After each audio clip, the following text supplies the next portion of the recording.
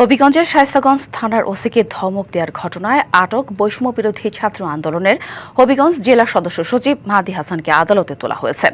সকালে হবিগঞ্জের সদর থানা থেকে চিফ জুডিশিয়াল ম্যাজিস্ট্রেট আদালতে আনা হয় তাকে।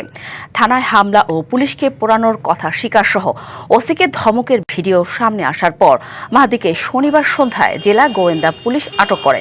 খবর পেয়ে তার মুক্তির দাবিতে হবিগঞ্জের সদর থানা ঘিরে বিক্ষোভ করছেন বৈষম্য বিরোধী ছাত্র আন্দোলনের নেতাকর্মীরা। এ বিষয়ে আরো জানাতে আমাদের সাথে সরাসরি যুক্ত হয়েছেন সহকর্মী সনি আহমেদ। কথা বলবো তার সাথে।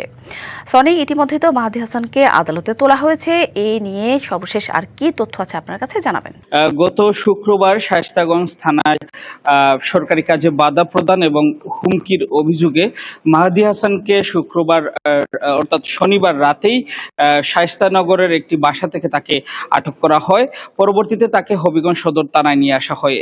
এই সরকারি কাজে বাধা প্রদান এবং হুমকি দেওয়ার অভিযোগে তাকে গ্রেপ্তার দেখিয়ে আজ সকাল 7:20 হবিগঞ্জের জুডিশিয়াল ম্যাজিস্ট্রেট আদালত আব্দুল মান্নানের আদালতে আনা হয়েছে। কিছুক্ষণের ভিতরেই আদালতের যে কার্যক্রম সেটি শুরু হবে।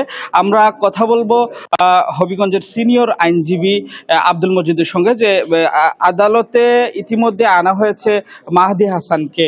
আসলে তাকে যে মামলা গ্রেপ্তার দেখানো হয়েছে সেটা জামিনযোগ্য কিনা, বা আদালতের কার্যক্রম কখন নাগাদ শুরু হতে পারে, বা এখন কার্যক্রমটা কি? ধন্যবাদ। মাহদি হাসানকে যে মামলায় গ্রেপ্তার দেখানো হয়েছে সেটা হলো শায়েস্তাগঞ্জ থানার মামলা নম্বর 1/2024 এবং ধারালিগে 143, 186, 189 এবং 34 ধারা। এই ধারাগুলো হলো সরকারি কর্মচারীকে তার কার্যক্রমে বাধা প্রদান করা এবং তাকে সরকারি কোনো কর্মচারীকে হুমকি প্রদান করা। এই 4টা ধারাই বেলেবল সেকশন। এবং আমরা 7:15 দিকে হবিগঞ্জ সদর থানা পুলিশ মাহদি হাসানকে হবিগঞ্জের আদালতে নিয়ে আসেন। শিয়া বাটার ও ভিটামিনে সমৃদ্ধ লিলি বিউটি সোপ, তারুণ্যময় উজ্জ্বল ত্বকের জন্য। রিমার্ক। এবং আমরা যথারীতি তার জামিন আবেদন করেছি। আমাদের সিনিয়র আইনজীবী চৌধুরী আশরাফুল বারী নোমান, আব্দুল মালেক এবং ধন্যবাদ। আসলে আপনারা জানছিলেন যে শায়েস্তাগঞ্জ থানার একটি মামলায় তাকে গ্রেপ্তার দেখানো হয়েছে, আদালতে তোলা হয়েছে।